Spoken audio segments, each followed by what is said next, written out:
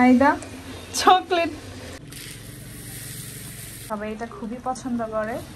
আমি মনে করি যে বাইরে থেকে কিনে আনার থেকে নিজের বাসায় করলে খাইলে সবাই খাইতে পারে। গরুর মাংস হয়ে গেছে, আর গরুর মাংস যে দামও করছে তাই ভাবলে পোলাও করে ফেলা যায়। আসসালামু আলাইকুম, কেমন আছেন সবাই? আশা করি সবাই ভালো আছেন। আমি হচ্ছে আজকে দুপুরে রান্না বান্না করতেছে। গরুর মাংস নিয়ে নিচ্ছি, এখানে তেজপাতা এলাচ পেঁয়াজ দিয়ে দিলাম, আর এখানে পেঁয়াজ রসুন আদা বাটা দিয়ে দিলাম। আর এক পাশে আম্মু আলুগুলো ভেজে নিচ্ছে হলুদ আর লবণ দিয়ে। আর এখানে জিরার গুঁড়ো আর মরিচের গুঁড়ো দিয়ে দিলাম, হলুদ আর মরিচ, তেল লবণ দিয়ে দিচ্ছি প্রথম। আর আম্মু এখন সব মশলা একসাথে ভালো করে এটা ম্যারিনেট করে নিবে, তারপর কিছুক্ষণ রেখে বসাই দিবে। গরুর মাংস হয়ে গেছে, উপরে একটু হালকা তেল ভেসে উঠলে ভালো লাগে, দেখতে সুন্দর লাগে। আর গরুর মাংস যে দামও করছে তাই ভাবলে একটু হালকা পোলাও ফেলা যায়, তাই আম্মু পোলাও করছে। পোলাওটা বেশ ঝরঝরাই হয়েছে, আর গরুর মাংস আর পোলাওয়ের কম্বিনেশন কিন্তু অসাধারণ। তো এই হচ্ছে আজকে আমাদের দুপুরে রান্না বান্না। আজকে আম্মু সন্ধ্যার নাস্তায় এখানে ছোলা আর হচ্ছে আলু এগুলো সিদ্ধ করে নিচ্ছে। তো এটা হচ্ছে এখন ভুনা করবে এখানে, তার জন্য পেঁয়াজটা ভেজে নিচ্ছে। আর এখন হচ্ছে মশলা দেখতেছি, পেঁয়াজ রসুন বাটা, আদা বাটা, এখানে জিরা গুঁড়ো, ধনিয়া গুঁড়ো, মরিচের গুঁড়ো আর লবণ হবে।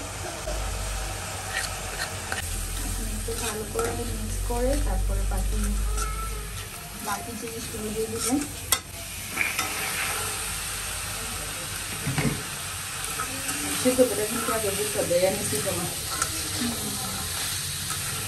তোমার ব্লেন্ডার করে নিই, তাই হচ্ছে এই ডালটা করছে পাটায় বেটে। তো আমি এখানে পেঁয়াজের উপরে নিচ্ছে। দেখা যায় যে আম্মু প্রায় সন্ধ্যার নাস্তায় এই ছোলা বুট ভোনা আর হচ্ছে পেঁয়াজও করে থাকে, মানে মুড়ি মাখা হয় এগুলো দিয়ে। আজকেও তার বিক্রম না, আমি গ্রামে গেলে করি। হ্যাঁ, গ্রামে গেলে আম্মু হচ্ছে মানে আমার দাদু বাড়িতে গেলে দেখা যায় যে আমার কাজিনদেরকে নিয়ে আম্মু এগুলো করে। তো তারাও সবাই আমার আম্মুর হাতের রান্নাটা খুবই পছন্দ করে, যে কোনো কিছুই। এদিকে ছোলা ভুনাটাও হয়ে গেছে, আর আম্মু হচ্ছে এরকম আঠালো আঠালো করে এতে করে অনেক মজা হয়। পেঁয়াজগুলো হয়ে গেছে, আম্মু এরকম একটা কালার আসলে নামাই ফেলে।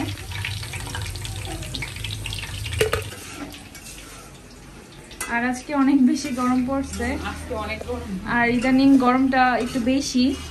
আর চারদিকের অবস্থা তো সবাই দেখতেছেনি কি একটা অবস্থা। মানে দোয়া করতেছি যে দেশটা আবার আগের মতো সুন্দর হয়ে যাক, সবকিছু আবার আগের মতো স্বাভাবিক হয়ে যাক।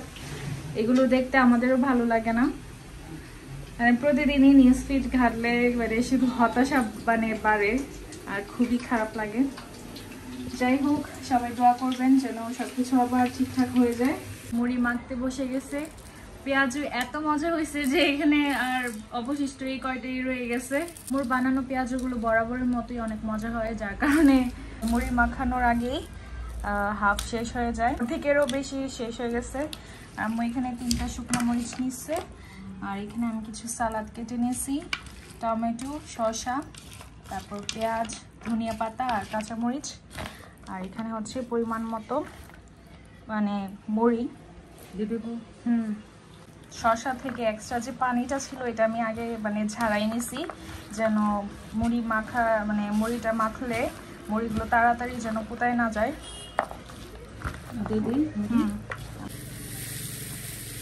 মুড়িও দিয়ে দিচ্ছে।